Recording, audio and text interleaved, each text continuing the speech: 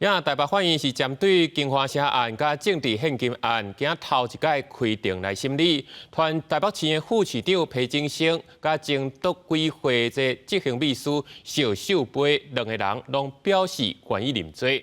邵秀培律师是向法院来争取讲，会当互被告假罪2年。瓜子案地博啊来到台北地院，前台北市副市长裴景生涉及金华城案件和检方起诉了，法院伫咧2月第一面开庭。今天还是一样会认罪，对不对？裴景生涉犯贪污的道理罪嫌，伫庭上提供伊侦查阶段应讯30几遍，该讲的拢讲啊，应该认罪啊，拢认罪啊，无新的口径。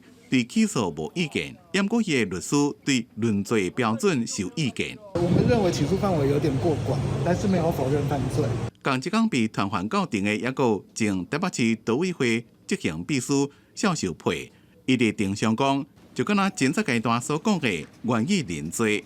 伊的律师也请法院参考到邵秀培伊犯后态度好，已经转做污点证明等理由，会当予2年缓刑。你们今天在法庭上全部认罪吗？排伫上尾啊审理的是在案的被告掌望基金会董事长李文忠。专案的第一遍审理并无传唤在案的前民众党主席郭文铁、维经集团主席沈庆京、甲台北市议员应晓薇等人。不过沈庆京以身体的原因为理由，已经申请拒保停押。公司新闻采访报道。